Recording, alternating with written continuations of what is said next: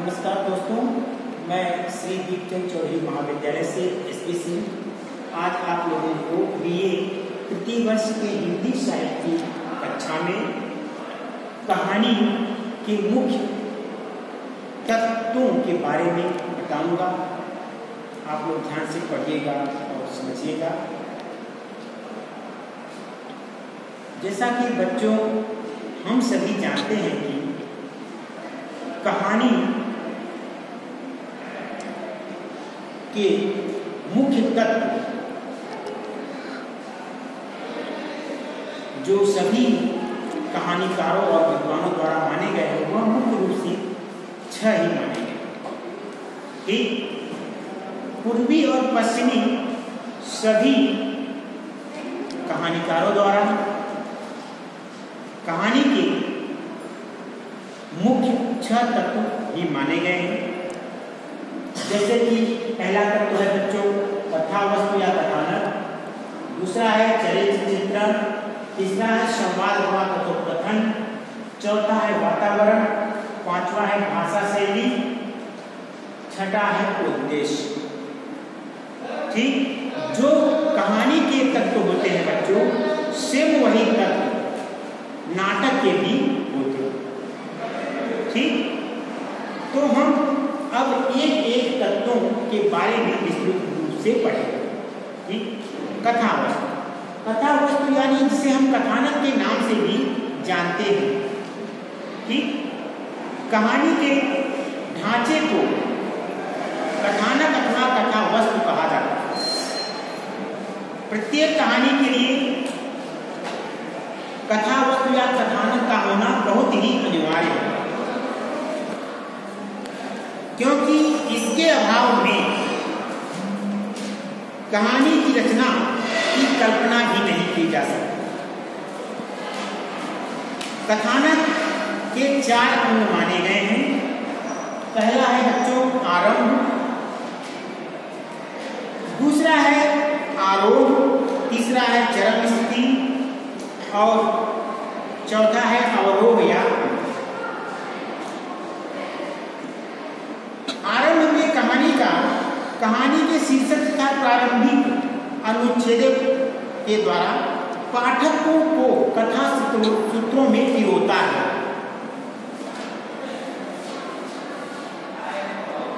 जिससे कि वह कहानी के प्रति आकर्षित होकर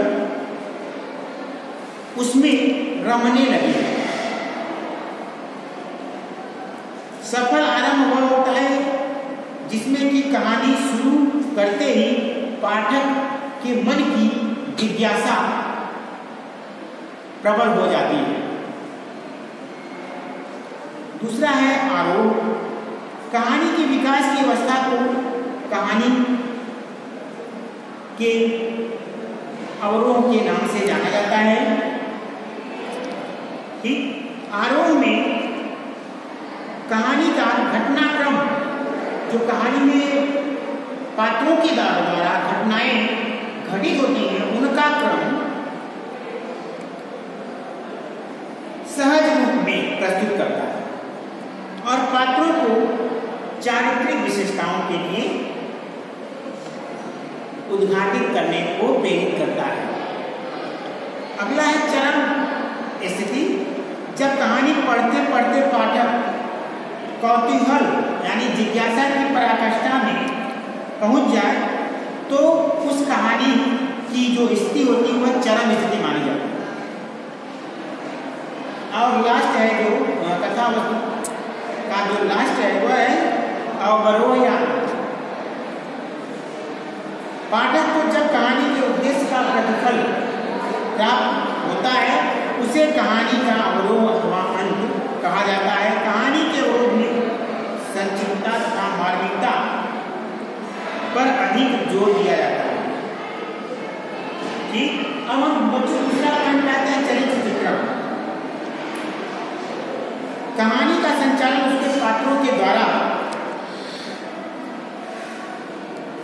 ही होता है तथा पात्रों के गुण दोष को उनका चरित्र चित्रण कहा जाता है। कहानी में यह तत्व अन्य तत्वों की अपेक्षा बहुत ही महत्वपूर्ण होता है। इसका कारण है कि कहानी का निरंतर घटना से चरित्र की ओर बढ़ते जाना। यहाँ पर प्रेमचंद के कथन हमारी इस धारणा को पुष्टि या प्रमाण देते हैं। उपन्यासों की भांति कहानियों में भी कुछ घटना प्रधान होती है, कुछ चरित्र चित्रण प्रधान होते हैं, कुछ कहानियाँ चरित्र प्रधान होती हैं, कुछ कहानियाँ घटना प्रधान होती हैं।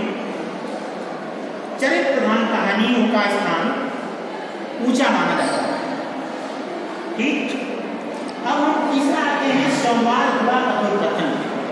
ठीक है बच्चों, कहानी के पात्रों द्वारा किए गए उनके विचारों की अभिव्यक्ति को संवाद अथवा कथोपकथन के नाम से जानते हैं। संवादों के द्वारा पात्रों के मानसिक अंतर्द्वंद को एवं उनके मनोभावों के वार्तालाप को प्रकट किया जाता है।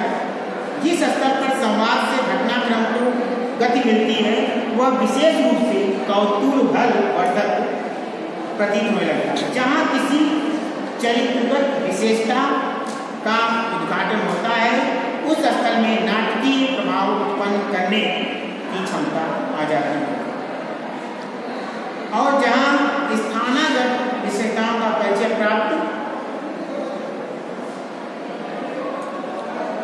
प्राप्त होता है वहाँ विशेष प्रकार की अनुभूति पाठकों को प्राप्त होती है। इस प्रकार हम कह सकते हैं कि कहानी रचना के क्षेत्र में यह घटनाक्रम को गति प्रदान करती है, पात्रों के व्यक्तित्व को निखारती है, समाज के सामने प्रदर्शित करवाती है और मनोवांछित वातावरण उत्पन्न करने में संवाद बड़ी दूर तक सहायक होते हैं। अब चौथा है वातावरण, देश काल एवं वातावरण। ठीक, कहानी के वास्तविकता को देने के लिए देश काल अथवा वातावरण का होना बहुत ही अनिवार्य है। यदि किसी कहानी में शाहजहां और नूरजहां को आधुनिक काल में घूमते हुए बताया जाता है तो यह कहानी हास्यास्पद मानी जाएगी, क्योंकि हमें उसी देश काल और वातावरण को दिखाना पड़ेगा जिस काल का शाहजहां और नूरजहां जिस काल में थे उसी का हमें वातावरण वहां दिखाना पड़ेगा। ठीक, और प्रतिकूल और निर्जीव वातावरण कहानी को आहत और कुंठित करता है, क्योंकि कोई भी कहानी हो उस कहानी के वातावरण के अनुकूल ही कहानी को दिखाया जाना चाहिए। अगर वातावरण के प्रतिकूल दिखाया गया तो कहानी क्या कुंठित हो जाती है और हास्य पात्र बन जाती है। ठीक, इसलिए देश काल और वातावरण को सजीव और निर्धारित रूप में कहानी में प्रदर्शित होना चाहिए। अगला है बच्चों ये भाषा शैली। अब हम भाषा शैली की बात करते हैं।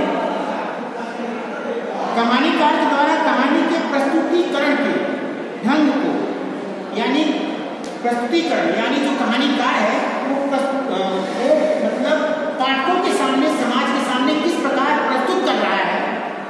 ठीक, प्रस्तुतिकरण की कला को हम भाषा शैली के नाम से जानते हैं। प्रायः अलग अलग कहानीकारों की भाषा शैली भी अलग अलग होती है, विचार भी अलग अलग होते हैं और शब्द शैली भी अलग अलग होती है। इसलिए कहानीकार भाषा शैली का प्रयोग करने के लिए स्वतंत्र होता है। यही कारण है कि आधुनिक कहानियां विभिन्न प्रकार की शैलियों में लिखी जाने लगी। जो कहानी की शैली होती है, हास्य व्यंग्य प्रधान का शैली, ठीक, चरित्र प्रधान शैली इत्यादि जो कहानी की शैलियां हैं उन शैली पर कहानी लिखी जाती है। संवाद प्रधान शैली, पत्र शैली, प्रतीक शैली तथा आत्मकथात्मक शैली इत्यादि कहानी की शैलियाँ मुख्य रूप से हैं।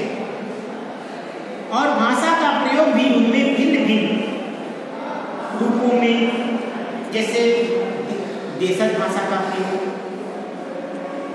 ठीक, दैनिक जीवन से संबंधित बोलचाल की भाषा का प्रयोग, हास्य व्यंग्य पूर्ण भाषा का प्रयोग, गहन गंभीर भाषा का प्रयोग एवं मनोवैज्ञानिक भाषा का प्रयोग इत्यादि रूप में कहानीकार करता है। ठीक है, अब हम बात करते हैं बच्चों उद्देश्य। कोई भी कहानीकार जब कोई भी कहानी की रचना करता है तो उस कहानी का कोई न कोई उद्देश्य होता है।